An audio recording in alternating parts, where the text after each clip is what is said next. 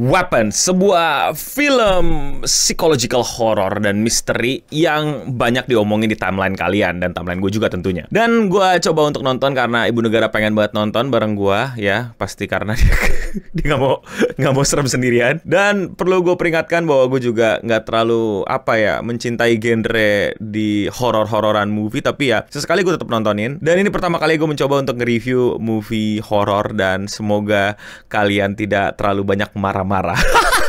Karena kalau ada yang beda dari umum langsung dianggap kontrarian gitu. Padahal gue cuman emang pengen jujur aja gitu. Gue jujur sama apa yang gue rasakan pada saat nonton, bahwa Weapons didn't deserve the hype. Orang terlalu berlebihan menilainya menjadi horor yang bagus, tapi bukan berarti ini film yang jelek banget atau bahkan B aja. Ini film bagus yang bahkan di atas bagus, tapi nggak yang 10/10. Weapon adalah film misteri yang menurut gue build-nya sangat bagus banget, tapi payoff-nya sangat-sangat kenapa bisa begitu?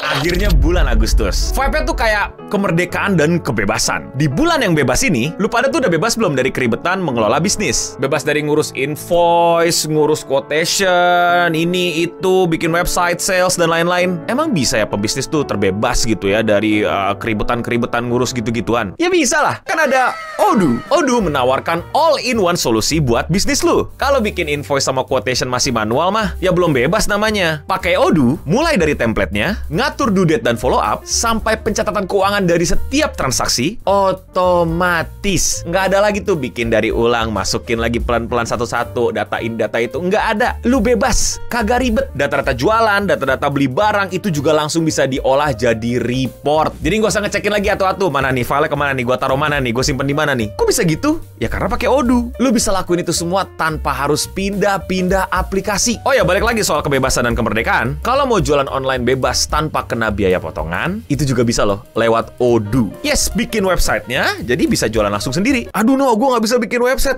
kan ribet, mesti gini segala macem. Iya, tapi ada versi mudahnya loh. Iya, pakai Odoo. Gimana caranya? Lihat nih seberapa gampang gue bikinnya. Kita ke webnya dulu, ke odoo.com ya, terus pilih website. Nama perusahaannya misal Sapi Production. Nah, ini tinggal isi sesuai kemauan kamu nih, seperti apa webnya. Tinggal tunggu dan jadi deh. Dan kamu juga masih bisa setting-setting tampilannya sesuai yang kamu mau. Gampang kan? Mau coba? Ya gas dong, buruan cobain. Dengan ke odoo.com atau klik link yang ada di bawah ya. Buruan cobain, gratis. Thank you semua teman-teman yang udah mau support channel ini. Jangan lupa cobain Odoo sekarang. Linknya ada di deskripsi di bawah. Now back to the video.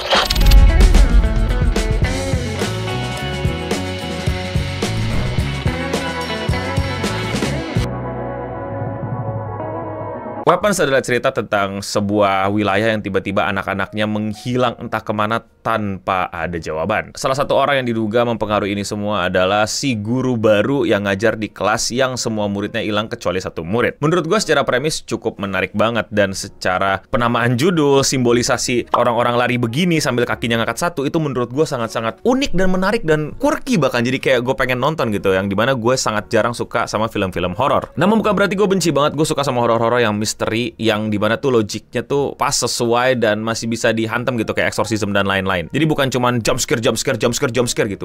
I hate chips jump scare. Gue nggak tahu lu pada emang pencinta horror junkie yang pokoknya jump scarein gue. Justru film ini bagus banget jump scare. Bener-bener jump scare yang tidak murah, jump scare yang kayak bukan pengen satu bioskop jantungan, tapi bener-bener sebuah jump scare yang alasannya tepat gitu. Yang memang bagian dari cerita, yang bagian dimana sebuah film itu berusaha untuk storytelling, bukan memberikan adrenalin junkie. Nah, di Weapons ini gue sangat-sangat mencintai banget proses bagaimana dia menceritakan setiap POV orang-orang ya. Ada si guru, si bapak, si polisi, si narkoboy, bahkan si kepala sekolah. Yang menurut gue sangat-sangat bagus dia meletakkan dan menata misteri, yang dimana gue suka misteri. Gue gak suka horror, tapi gue suka misteri. Ini meletakkannya bagus sekali sehingga kita bisa kayak melengkapi pelan-pelan keseluruhan cerita dari perspektif yang berbeda, dan kita sebagai pihak di luar cerita bener-bener akhirnya bisa ngerti 100% what's going on.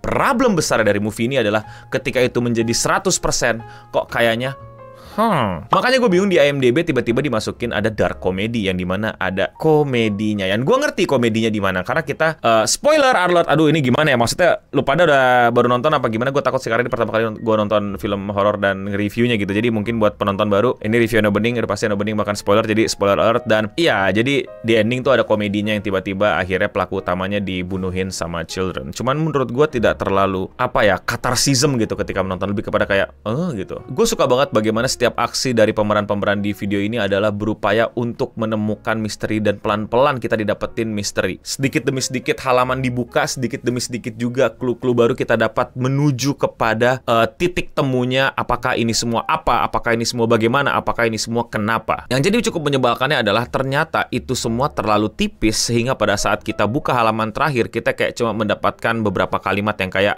what? Sebelum gue berlanjut kepada endingnya kenapa ini semua jadi kayak kentang, tapi tapi tetap kentang adalah nanti gue bahas ya nih. Yang pengen gue obrolin sekarang sekali lagi adalah yang gue suka adalah logic dari misteri dan horornya. Gue suka banget horor yang punya logika kayak gini dan logikanya konsisten. Nggak gonta-ganti, nggak tiba-tiba, nggak tahu-tahu powerful dan hanya karena lu karakter utama lu jadi nggak bakal kenapa-napa gitu. Gue suka logic dalam horor dan itu logiknya permanen. Kayak nonton Ghost School waktu zaman-zaman SMP apa SMA tuh gue yang di TV gitu loh. Jadi kayak setan itu ada originnya dan kalau lu pelajarin originnya, lu tahu cara ngalahinnya. Itu yang keren. Jadi ada logiknya dan ada caranya gitu loh. Makanya gue suka nanggung sama Phasmophobia karena ketika kita udah tahu itu setan apa, kita nggak dikasih semacam cara untuk eksorsis dia atau ngilangin dia. Gue nggak tahu updateannya sekarang gimana, tapi itu yang gue harapin sih dari Phasmophobia.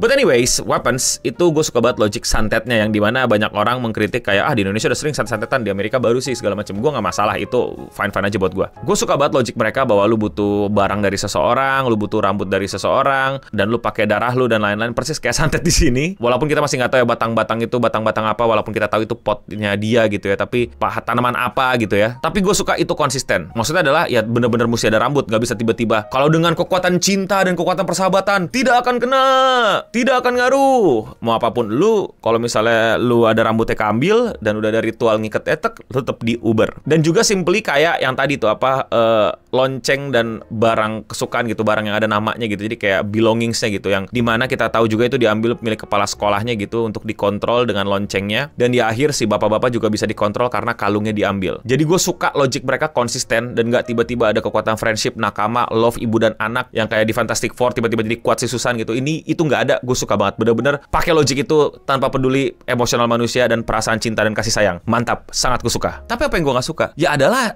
ini cerita mau kemana gitu. Kayak si nenek sihir ini itu tuh mau apa sih gitu. Jadi kayak bingung gitu. Jadi apa yang dia mau gitu, apa yang dia inginkan gitu. Kenapa mesti teman-temannya gitu? Apakah dengan teman-temannya dimakan satu-satu nambah umurnya, mengobati sakitnya? Kenapa mesti diumpetin semua? Oke lah, tutup mata lah sama itu. Mungkin nanti ada, ya pokoknya adalah dark gitu kan. Jadi intinya dia juga belum tahu gimana cara nyembuhinnya. Jadi dipakai semua yang dia bisa untuk nyembuhin atau apalah gitu. Fine. Tapi ada satu hal yang menurut gue tuh jadi kayak aneh gitu. Kayak kalau kita lihat di flashback sebelumnya kan, si bapak yang udah dikontrol itu kan bisa datang tuh ke ruang pertemuan rapat antara guru dan anak gitu ya, didampingi sama si bibinya. Tapi abis itu bibinya nggak datang lagi, apa karena bapaknya udah terlalu hancur, berak di celana apa gimana, gue nggak ngerti. Tapi kayak tiba-tiba harus banget si kepala sekolahnya dikutuk gitu. Gue nggak ngerti, itu kayak blunder banget, kayak ngapain gitu, kayak ngerti gak sih lo, kayak kenapa lu nggak kontrol aja mereka, si kepala sekolah dan itunya buat lakuin apa yang lu mau gitu, ngerti gak sih? Jadi si suami kepala sekolah tersebut jadi ikut maunya kayak si anak gitu, walaupun mungkin lebih susah dikontrol karena dia orang dewasa. But again, membuat dia menjadi sosok yang harusnya ngejar-ngejar si guru, it just doesn't make sense buat gue. Kayak blunder banget itu, kayak ngapain lu bikin aksi ini gitu, yang dimana lu rapih banget di rumah adik lu, dikontrol sama lu jadi menguasai rumah. Itu kan kayak smart move gitu loh, kayak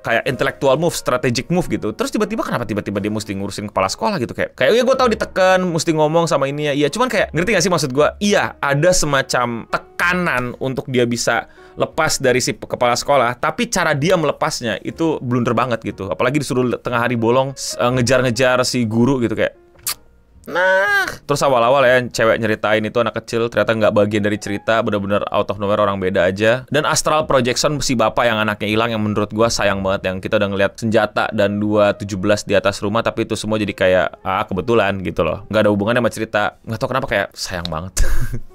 Sayang banget. Jadi menurut gua film ini serba nanggung, serba sayang, serba gatel gitu loh, kayak gatel aja gitu, kayak kayak bisa lebih intens dan lebih serius gitu, tapi sayangnya kurang gitu. Dan gue mengerti semangatnya. Mungkin banyak yang belum sadar ini semangatnya menurut gue cukup keren, cuman tidak bisa dibarengi dengan eksekusi dan pilihan-pilihan kreatif yang keren juga. Yaitu adalah Weapon sendiri dan anak-anak hilang ini sebenarnya menceritakan apa sih kalau kalian sadar? School shooting.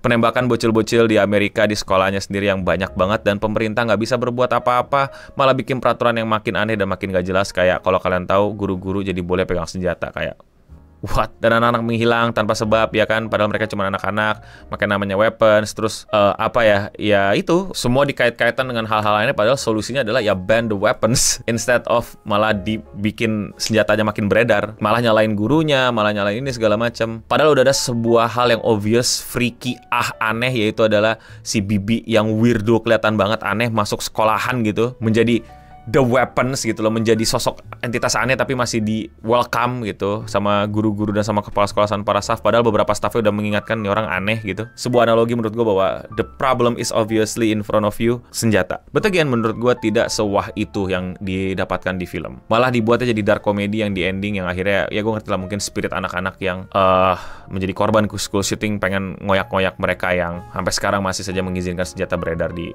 Amerika. Second Amendment, my friend. Tapi kalau menurut kalian nonton gimana? Komen di bawah. Silahkan kritik gue bisa-bisan ya. Gue ini pertama kalinya nonton film horor dan langsung review. Tapi perlu digarisbawahi, gue memang tidak segitu ya sama film horor yang kaget-kagetan segala macam. Tapi gue suka sama misterinya dan gue suka sama logiknya. Mungkin gue akan tonton yang kayak gini lagi. Kalau kalian ada saran nonton yang kayak gini lagi juga, coba komen di bawah. Dan buat kalian yang pengen liatin gue review-review hal yang lain, gue review banyak hal. Jadi kalau kalian mau nontonin gue, coba klik channel gue dan klik video menurut kalian belum kalian tonton. Dan ya, sekian Radio Singham untuk episode kali ini. Gue udah mending pamit undur diri, dan untuk kita semua, stay clean and iya, kalau begini dikit Narutoran ya. Untung ini. Simbol apa ini ya? Ada maksudnya nggak ya?